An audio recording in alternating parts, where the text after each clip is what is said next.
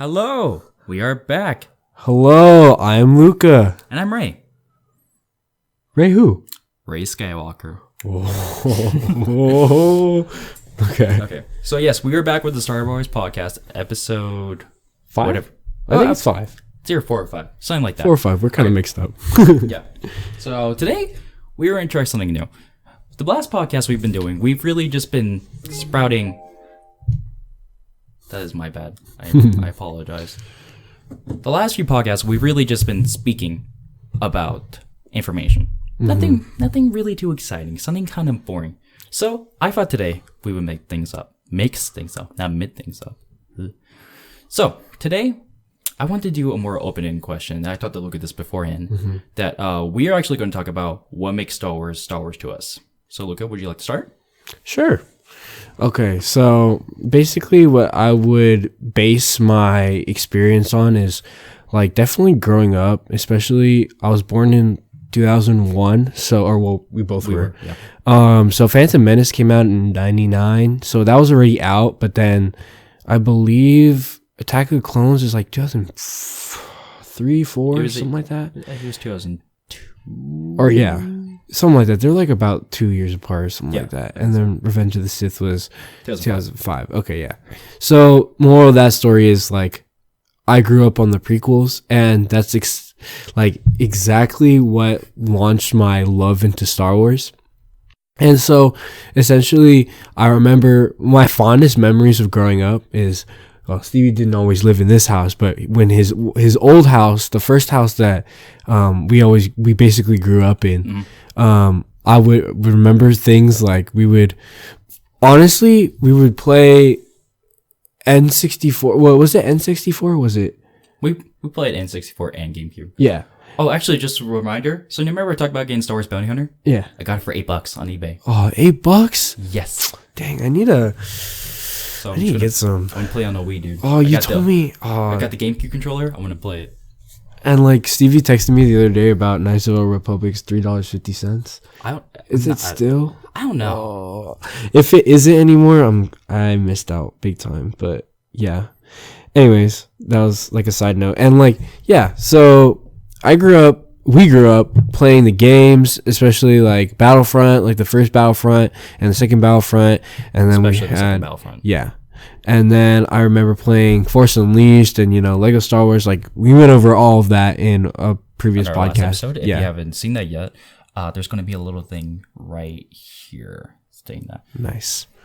Right. So, yeah. So that's what, like, launched my love into Star Wars. And for the longest time, I always just, would watch the movies over and over again. Similar to the way that, like, I like for example, The Office show. Like, there's 8-9 seasons of it or something like that, but I watch it over and over again. And it's very similar to that. Like, I would just, on my free time when I don't have homework or, on the weekends or whatever, I would just watch the movies over and over again. And then, there was a period of time where it like kind of not fell off for me, but like my love was not as strong. I wasn't as passionate about it as I was when I was a kid. And a lot of that time was spent just playing like video games and video games. Xbox, specifically Xbox is just like the thing that I predominantly played up until still now. But yeah, so that was probably one of the main reasons why it fell off or lessened my passion for it. But then the sequels started coming out. And the sequels re-sparked my interest in Star Wars, and I loved Force Awakens, and I thought it was such an amazing movie, and it reminded me exactly of like A New Hope, and gave me that like vibe that I love seeing. Like, I don't know if anybody else would remember, but their first time watching Star Wars was just probably like the most amazing experience ever. I remember just sitting there, I was probably like 6 or 7 years old watching the original trilogy, and I was sitting there with my parents, and I would just like, jaw drop, like, no way. And I would think, I remember thinking as a kid, like, oh, these movies probably came out like, 2-3 years ago, like, because, dumb little kid, but whatever. But then my parents were like, no, they're like, already 20-30 years old. And I'm like, jeez. Though, if you think about it, the original trilogy is so like ahead of its time. Oh, yeah. If you think about it, like, even though you like, obviously we know, of course, stop motion animation, and then the way that they use like toys, and then their angles were just, what they accomplished with what they had in the late 70s and 80s is amazing, honestly. Yeah. And that is what I loved about Star Wars, is that it was so ahead of its time. And just to see the love in the community for them to think that it was powerful enough for them to make a sequel series is just like amazing in itself. And then not only that, after that, I would say that another thing that re-sparked my interest was Galaxy's Edge at Disneyland. I'm a huge Disneyland person, huge Disney person in general. Like, I would say if there had to go rankings, it'd probably go Star Wars, and then right below that would be Disney. I just love Disney and Disneyland. And so the making of Galaxy's Edge and walking into that place, like, I mean, if you have not been to Disney World or Disneyland and seen the full scale Millennium Falcon, you walk, like, there's a corner you walk around and you look at the Millennium Falcon, you just think, oh my God. It's like your childhood, or maybe not, it's not your childhood, but like, you know, the first time that you've discovered Star Wars is just coming back to you, and it's just so amazing, right? So that is another thing. And this is what I was telling Stevie right before the podcast.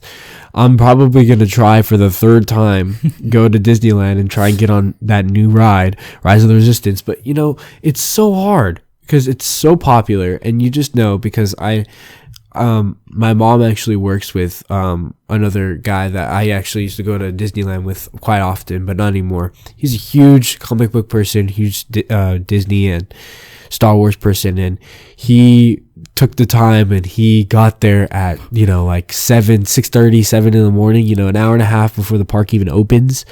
That's the kind of commitment you need to have. And recent times I've been kind of lazy.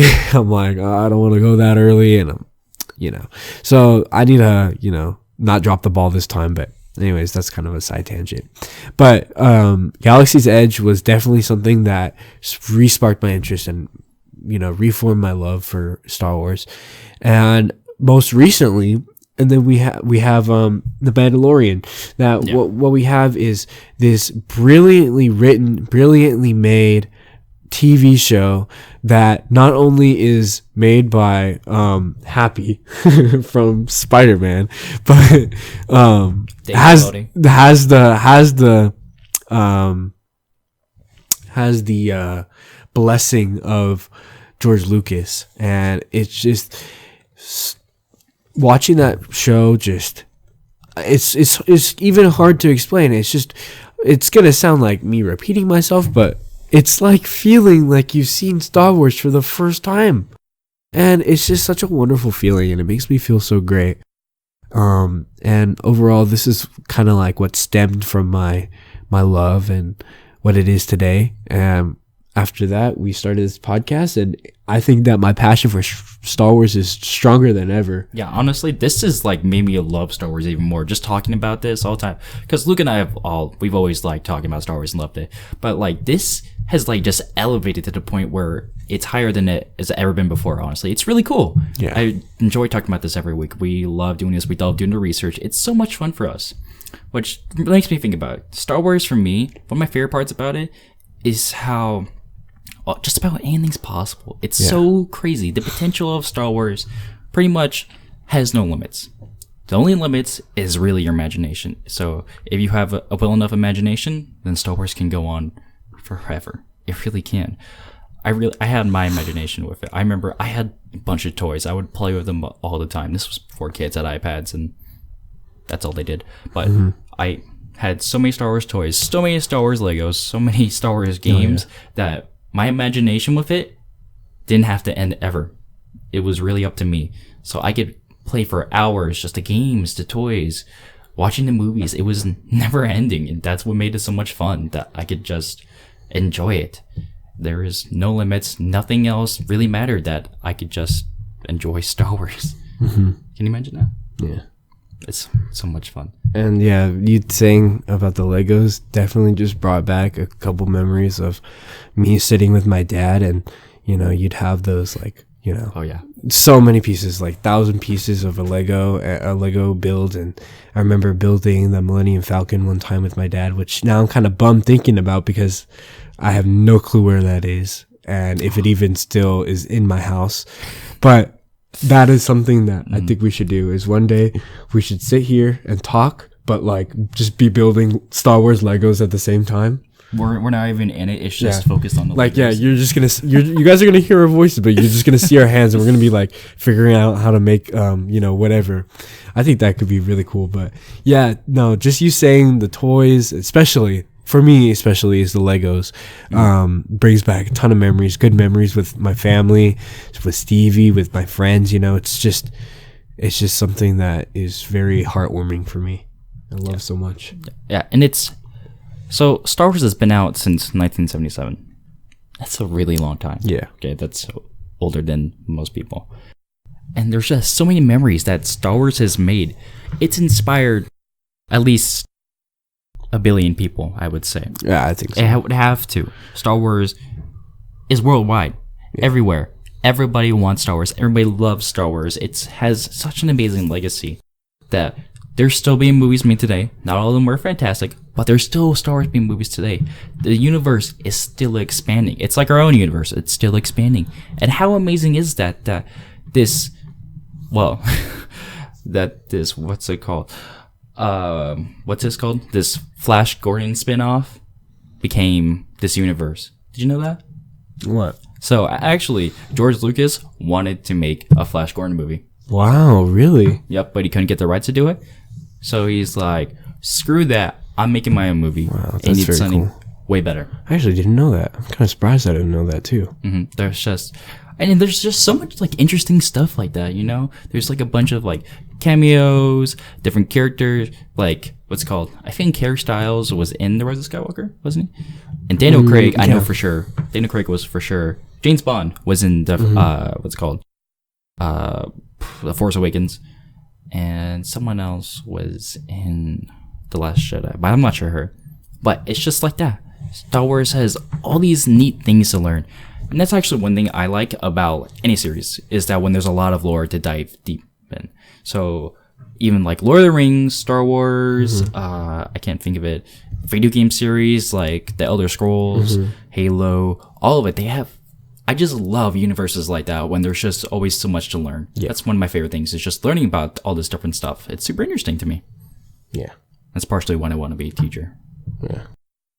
No, and I would definitely say that, like, one of the aspects of why, people like us want to do things like this, like doing like a podcast, is because there's never going to be a point where we run out of things to say.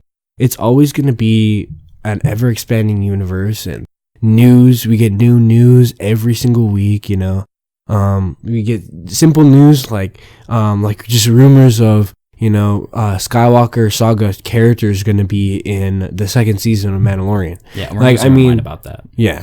And I remember that day that came out, it was only like a couple weeks ago.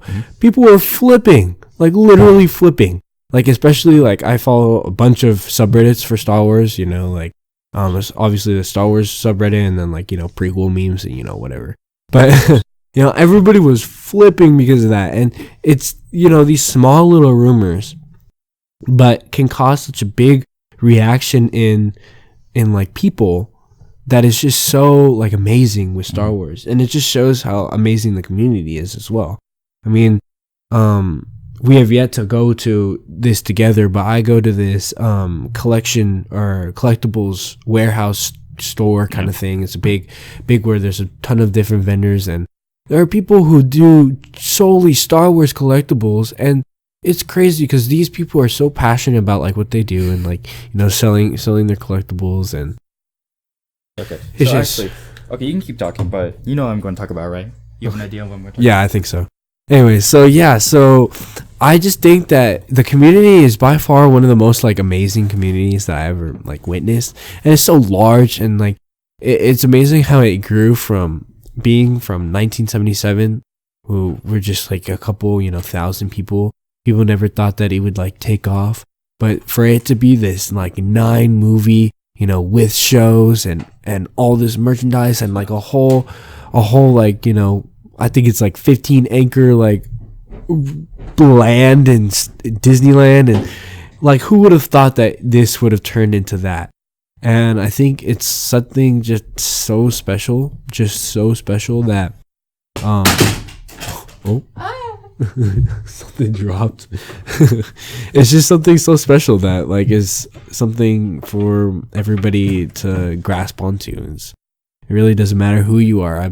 I'm sure you can find something in the Star Wars universe to understand and learn about and love. And honestly, like, recent years is where the years I've been, like, really just beginning to do that kind of deep dive into, like, the comic book series, and like Stevie has back here, like Darth Maul. Like, this is something I definitely want to read. But, like, you can read it, by the way. Finish it. Oh, cool, sick.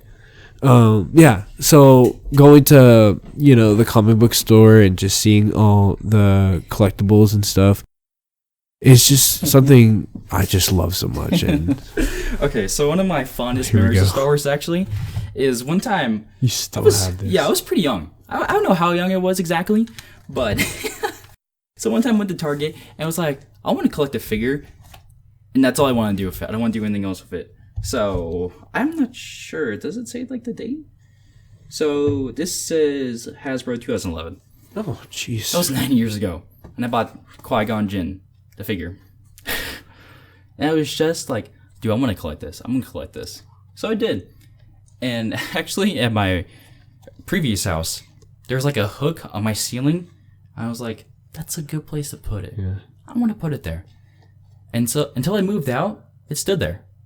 It was there that whole time. I fondly remember that, actually. Yeah, every time Luke would come over, he'd be like, oh, it's still there. That's cool. I actually didn't know if you still had it. Yeah, I still Man, that's crazy. 9 years later, still have it. Yeah. So that's awesome. That's awesome, too. It's just things like that. Yeah. People are so devoted to this. I'm obviously so devoted to this. You can see the Star Wars books I have right there, the pops, the toys, the board. I have posters everywhere. Mm-hmm. I just love it all. I really do. It's one of my favorite things in life. Well, that's another thing, actually, I just thought of that could be cool, is if we, like, kind of went through our whole pop collection of all of our Star Wars pops. Definitely. I mean, we kind of do have a lot combined. Yeah. There's 10 right there. Yeah. I think I have like only 6 or 7 actually at home. Or do I have more than that? I don't know. I started this in 2015. Yeah. With those. I think I only started in early 2019. So it must have only been like about a year since I started collecting. Mm-hmm. And I'm really sporadic with the way I collect pops. Just have a bunch of different things, a bunch of different series. But yeah. Yeah, so that's pretty much like where our love stems from. I mean, yeah, I just have so many fond memories. Like, one of my favorite memories, it's so random. So at 2008 Beijing Olympics, Luca and I were pretty young. Yeah. And my parents had just bought a new TV, so they started watching the Olympics in their room. So I went with Luca in my parents' room, and we were eating pretzels, and we just watched Revenge of the Sith. Mm-hmm. I just remember that so fondly because it was so funny. It was just us. We were just enjoying the movie. Yeah. And it's just that. It was just a fun time. We didn't really have to care about it. We were just enjoying Star Wars. Honestly, I think I remember that exact day only because I remember sitting on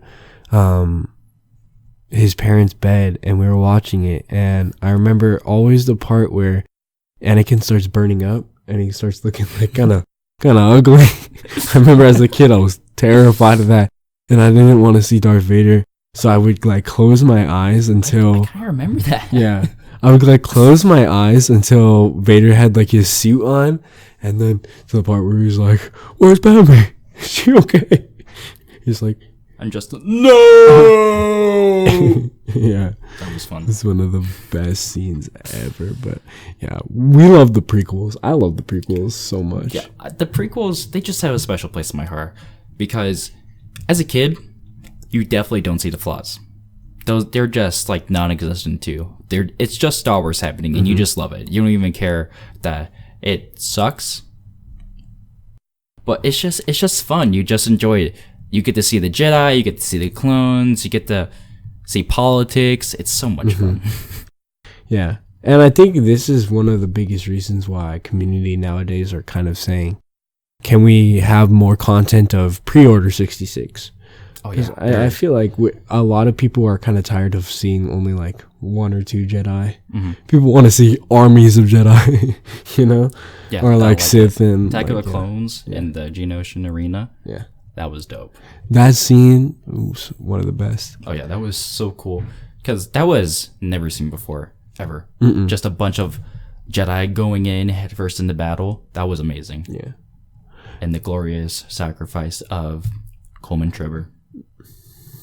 Yeah, and I would say that some people might crucify me for saying this, but one of the more prominent reasons why I love the prequels is one of my favorite Star Wars movies is Phantom Menace. Yeah, really, is the Phantom Menace. So I would say a lot of people put them in like their bottom two, and I'm like, oh, come on, guys, it's like top 3 for me if I'm being honest. And then give you a reason for it. So what I would heavily base my love of Phantom Menace based on Duel of Fates, or like Duel of what's it called? It's called Duel of Fates. Yeah, Duel of Fates. I'm just getting confused because there's that cut that they, which is the best score. Yeah. I think it's the best score out of all the movies. I think it's the best score from all the movies. I think it even comes above, for me, it comes above even the Star Wars theme for me. But that's just like, I guess it's really biased. I don't know. But I love to see kind of like where Obi-Wan was as like a Padawan also. Yeah, that was interesting. Because it's really cool to see, like, you kind of see... It did give us a lot. Yeah. Gotta be. And you kind of see like Anakin in him a little bit with the whole like, you know... brash young guy. Yeah, and every time like Qui-Gon will say something, he'll be like, but Master, like, you know, this or that. But like, you know, as we know, like, you know, in Attack of the Clones, would bitch, but not as much as Anakin. So yeah, and then so I would heavily base it on that. I like Jar Jar, and I think that if the fact that I like Jar Jar is because I think that if George Lucas didn't receive the backlash that he did for that character and carried through with his plan to make him a Sith Lord, I think that could have been so cool. So cool. But the one true Sith Lord. Yeah, he really is. I mean, if you think about it, they could just say that in the next movie that Jar Jar was Force controlling Palpatine the whole time. Bam. That's it. I'd probably hate that as much as I love it. Yeah. And there are rumors that in the Kenobi show, Jar Jar's gonna make an appearance. Somebody said that he's gonna have a beard. I'm like, do Gungans have beards? But then I remember Fabians have beards. I remember the one Gungan, I forget his name, the like kind of like the general of the army, and he kind of had a beard. It was kind of I don't know if it was hair or... They're so weird. The Gungans are such a weird species. Yeah. Especially like, the way that they jump is so crazy. Oh yeah. And Jar Jar in the Clone Wars is nowhere near the same as in the Phantom Menace. Yeah, I would say he's still stupid. Yeah, but not as stupid. Like Misa proposed that we. Oh shit! Oh no! There's a dog in here. You know, you can stay here if you sit still. You're really excited. Well, that's not sitting still, Joey. Thanks. Okay, bye. Misa proposed that you leave the room. Please. You're gonna make my life hell editing this audio, Joe. You know that, right? Sit. Ooh. Good boy. Nice. Now stop wagging your tail. So that's this is nice. I appreciate that. This is pretty much my version of Jar Jar. Except he's not as stupid. That's kind of sad. Yeah. A dog is not as stupid as a sentient being. Joey will listen to me. I guess Joey's sentient, right? Yeah, Joey listens to me. I don't know, Jar Jar would. Yeah. But, yeah, there's a big difference between Jar Jar in Attack of the Clones and Jar Jar in Phantom Menace. But yeah, Jar Jar in Attack of the Clones gives control to, what's it called? Palpatine for the entire army. That was his. Yeah, that's where I was going with Misa propose. We give emergency powers to Chancellor Palpatine, because he is the Senate after all.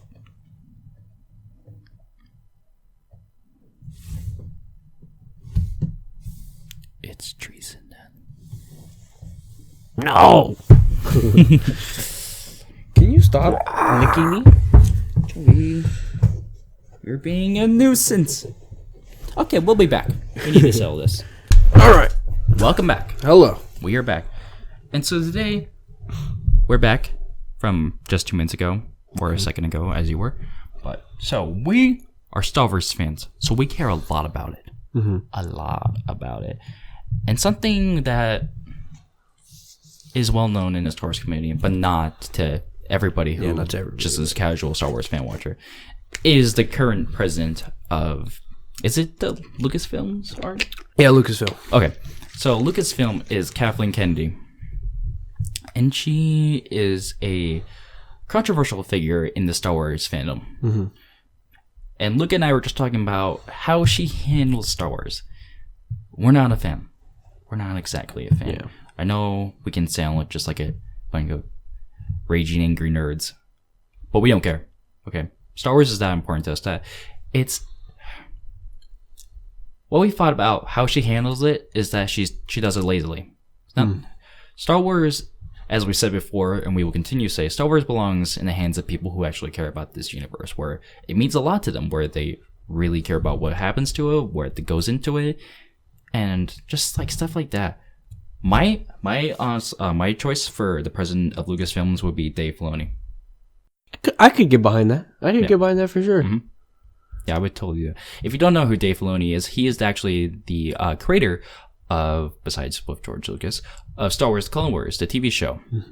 And if you've ever seen that show, you know that he loves the show. He loves Star Wars. He really cares about it. And he did go into the I'm not sure if he was also the creator of Rebels, but I know he wasn't part. He was definitely affiliated with it. Yes, definitely. Strongly, if not the found or like the creator of it. Yeah, definitely. I'm not sure 100%, but take it away, sir. Either way, I definitely think that Dave Filoni is like, I mean, if you've seen the Clone Wars show and Rebels and the Mandalorian, yeah, it's so solid.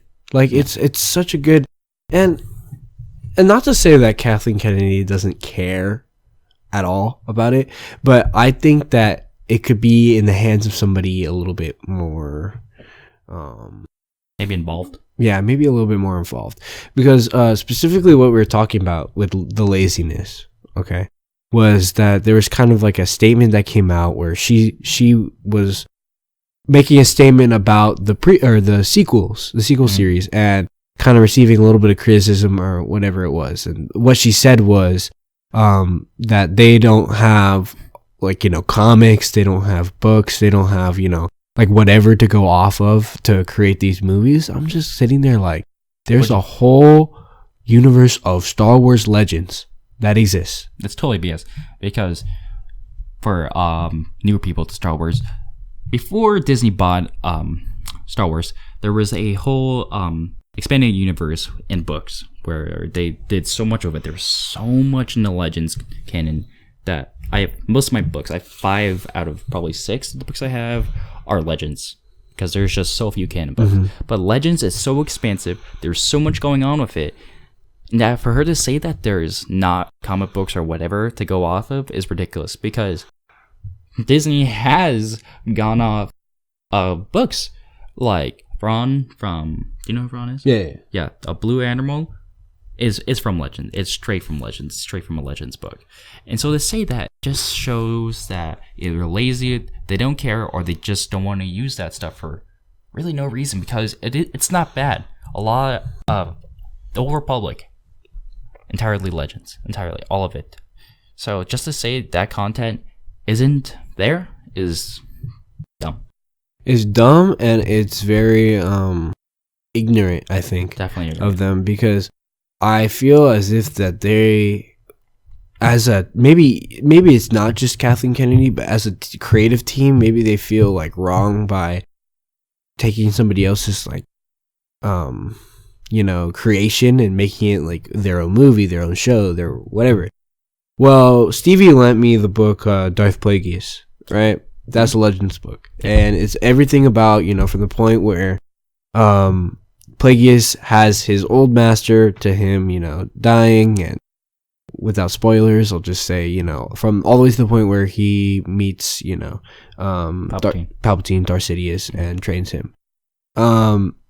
This in itself, I'm not done with the book yet, but it definitely could be made its own movie or its own show, or, well, I think it could be a movie specifically, but it's kind of one of those things where it could be,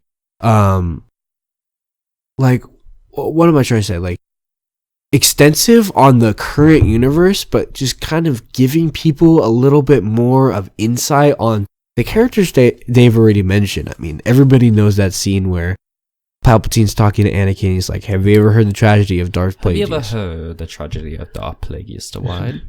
Is it possible to obtain this power? I wouldn't think so. So, yeah, that scene I think it's the only time it's the only time he's actually mentioned. Yeah, that's it. So, I mean, that's the only mention, and if you have just watched the movies and you don't watch anything else and you don't that's fine. Like, I'm not dissing that at all, but you probably just won't understand who Darth Plagueis is, and that scene would mean pretty much nothing to you. It doesn't make any sense, really. Right, it wouldn't make any sense.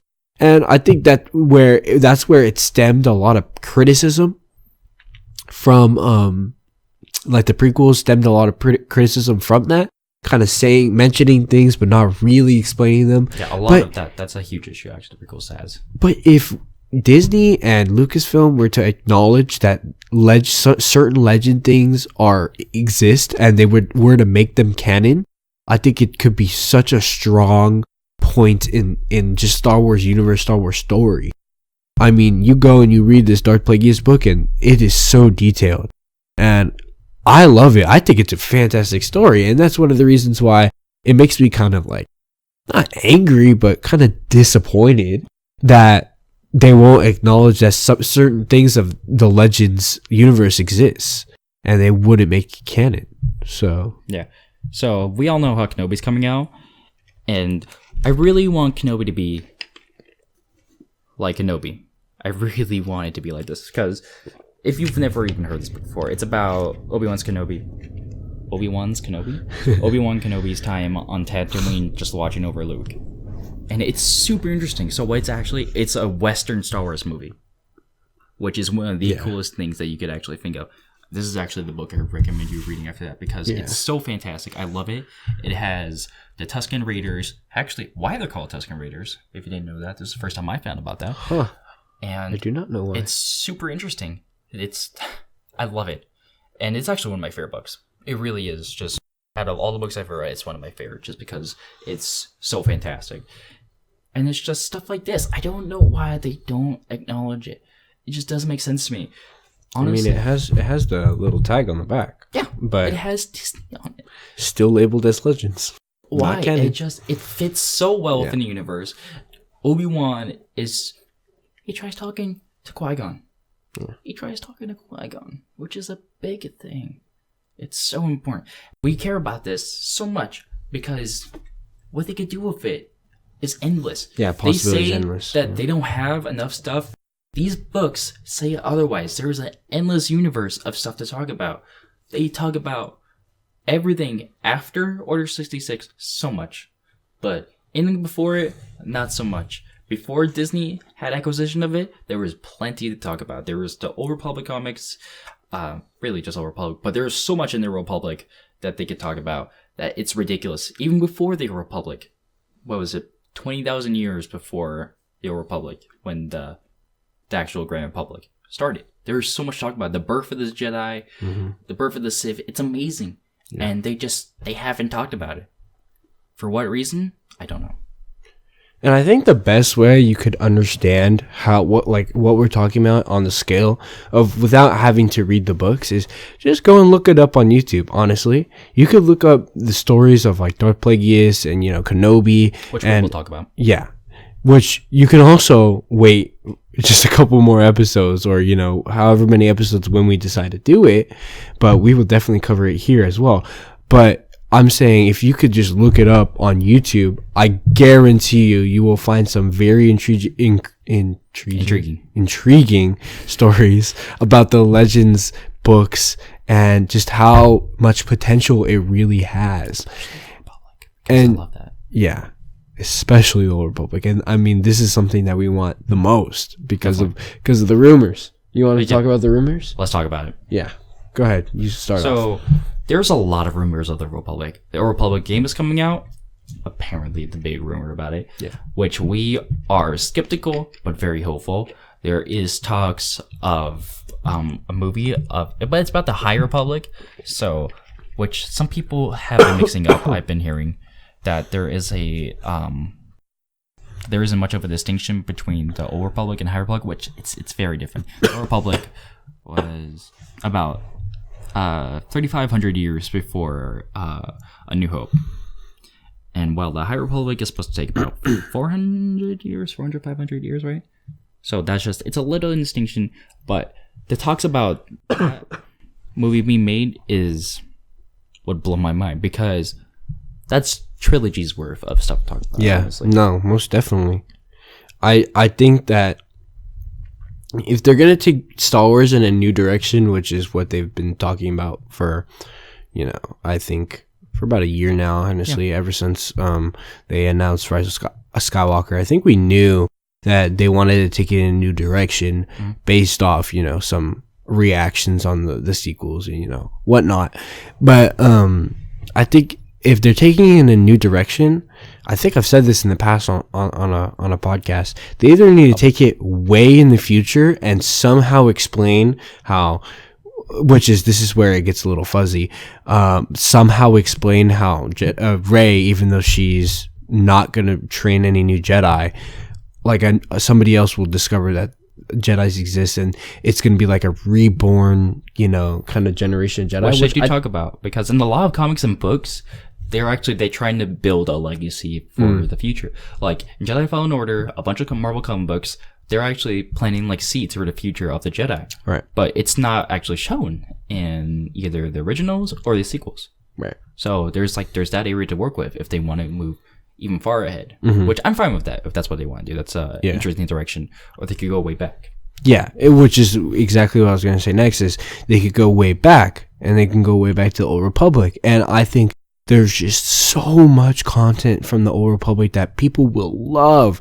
I mean, even people who have zero knowledge on the Old Republic, as a person who has some, not a lot, but some information on the Old Republic, I guarantee you that this is something that the major fan base of Star Wars, fans, just people who love Star Wars, will enjoy, as long as it's done correctly, And I think putting it in the hands of people like people like Dave Filoni, people like Jon Favreau, people like Deborah Chow, who's going to be the director of season 1 of Kenobi. I think it's very promising. I think it's more than ever before. I feel comfortable. Yeah, I'm super excited. I feel like they can do it right. I mean, I don't know if I could speak for Stevie, but right before Rise of Skywalker, I was very skeptical. Yeah. Very skeptical. I mean, now we know that turned out differently. We loved Rise of Skywalker.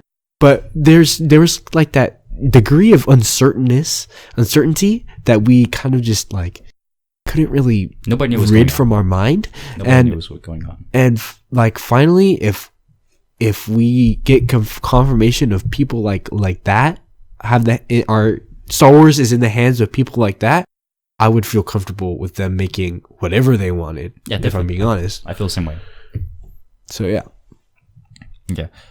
So just to bring the point where they could do more and have people's interest. So there I was an 8-year-old kid. I had just got my brother's old Xbox, and I didn't have any games to play on it. So I went with my dad. We went to GameStop, and I want to get a Star Wars games, and there wasn't really any Star Wars games for me to get. So we went to get any random game, and then we picked it. Star Wars Knights of the Old Republic, the first one. And as a kid, I'm not sure I've ever been more confused in a video game before, honestly. Going from Star Wars, this can't be Star Wars. Yeah. This can't be Star Wars. Yeah. I don't think I would actually believe it was Star Wars until I saw a lightsaber. I'm pretty sure. But it captivated me so well. The game is so interesting. There's so much to talk about. I remember reading somewhere that the writers for the game, they wanted to go way back because if they did it in current times, I think they want to make either a clone Attack of the Clones game, or they want to do something different. And so they did something different. Because if you do something different, you don't have to work within the constraints of someone else's work. You get to be able to make your own thing. Because that's what Star Wars is. A lot of it is having this good universe to work with and then making your own thing. If you can find a good way to make it your own thing, then the stars the limits. There's no limits on you. Star Wars has no limits. And so there shouldn't be any limits on you to make something good with Star Wars. I 100% wholeheartedly agree with that. Yeah. It's just, there's so much potential with it. And this is why we're so fierce about it. We're so passionate about it because we know it's something to be good with Star Wars. It's very possible because we've seen it happen before and we want to see it again. And that's the most I could say about it. Yeah. I mean, I think you summed it up perfectly right there. Awesome. So, I think, what do you think? Is there anything else you want to talk about or? No, not off the top of my head unless you have anything. No. Also, but I guess we can just bring those in. So, Duel of the Fates, there's the concept arts, which we're actually going to put it on screen, but we're not going to talk about it too long. It's just, this show, like, there's obviously potential with it. It's something really cool concept art stills that they did really well. Luke is pulling it up right now. Yeah, give me 1 second. Okay, yeah, here. So yeah, there's images of Luke. One of my favorite one was, did you see it where Luke has he's gripping a lightsaber in his hand? I think I know what you're talking about. That's definitely my favorite because it is the sickest thing. Yeah. So there's only a few here. There's actually, I don't think it's going to be on screen, so you guys don't have to worry about us looking for it. Yeah, we're just trying to find. Patiently wait here. Yeah. This is one of my favorite images, though. Oh yeah, that's super cool. Or when she's all the the stormtroopers are on the ground. Yeah. The stormtroopers are on the ground with her. And it's Rey, Poe, and it's Rey, Poe, and Finn. That's cool. And they're just fighting in the corridors of whatever probably ship Exegol is. or First Order ship. Yeah, probably. Yeah. But, and Rey is holding a dual lightsaber. Yeah, which I'm a little surprised you didn't get that, honestly. I think. Yeah. Or even the badass one she had in her dark side vision. Yeah. Where it flips. That's sick. And I think that they kind of screwed up there only because they kind of handed down Luke's lightsaber to her. Yeah. And, when she discovered it in Mau's, below her cantina kind of thing. Yeah. And she had that vision. But if she started off kind of not understanding the Force, not even having a lightsaber, and then she was able to, if we were able to see her build a lightsaber, wow, that could have been pretty cool.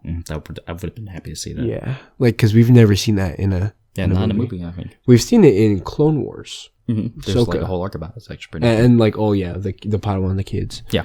Yeah. But yeah, these images are so insane. I mean, you even have an image of freaking Kylo Ren with a new helmet. Just this makes me think about when when Vader is... Was it episode 2? Or episode 5, sorry. No, yeah. Was it episode 5? Yeah, I think it's episode 5, where you only see the back of his head. It's all burnt, but you see the helmet go down right onto him. It's kind of like that. But you see the face of him. That's very cool. Mm-hmm. And there's a lot of other things like BB-8 and... Which we will put on the screen. Yes. Here. Anyways, this is very cool, and just little tidbits of news as we were saying earlier in the podcast is what makes Star Wars so awesome. Yeah. So our podcast, we're going to try something different. We will of course add news. We don't want to change that. We love adding Star Wars news. We love talking about all the rumors and stuff. Yes. So that's going to stay for sure. But we're going to try keeping it more open-ended because we realize we don't want to just be shouting at you for an hour. Right. Because you're going to get tired after 5 minutes. Yeah. Nobody wants that. So we're going to try to keep it more open-ended. And so our next episode for sure is going to be about learning about Star Wars. It's going to be entering the Star Wars universe because it's a lot to understand. Yeah. It's a lot. Luke and I only understand so much because we've been keeping up for the last 18 years. If not, we would be horrendously confused. Right. Trust me, I would be so confused with all the stuff that goes on in it. Yeah. So we're gonna like kind of extend on the basics, really emphasize how you could lay that foundation of basic knowledge of Star Wars that will like where to start. What movies. Which order to watch the movies? I think that's a good thing to which is still debated. It's still debated. Yeah, it's still debated. Yeah, but yeah, so that'll be our next podcast, which we are super excited to talk about. Yes, and so I think that's a good place to end this podcast. I think so too. Okay, so that's the end of this podcast. We hope you guys enjoyed this. This is something different, and I really enjoyed doing this. I love so much fun to talk about. Yeah. It was different. And this is exactly what I want to do with Luca. I'm pretty sure it's what you want to do. Oh yeah, well. This is exactly what I envisioned when we first decided to do a podcast at all. I mean, this exactly us sitting here doing this is what I envisioned. Now I'm very happy that we're doing it now. Yeah, me too. Yeah. Okay, so we really hope you guys enjoyed this. If you did, we appreciate it so much if you guys hit that like button. It shows that you guys like it, and it's going to help show it to other people. And subscribing if you want to keep up with the podcast. If you don't want to subscribe, you will subscribe. There you go. So now you will. Thank you. And you can also follow us on Twitter and Instagram. We will post. We post more on Twitter, but we also post every time on Instagram when a new podcast comes up, and we do updates on Twitter often. So you can follow us there. And I think. So I did actually make a Reddit for us on the Starboy, so we will have a little thing on there. Okay, cool. And no longer on SoundCloud unless we get a lot of support there. But that's all of our socials, so I think that's it. Good to go. Thank you guys for watching. Thank you.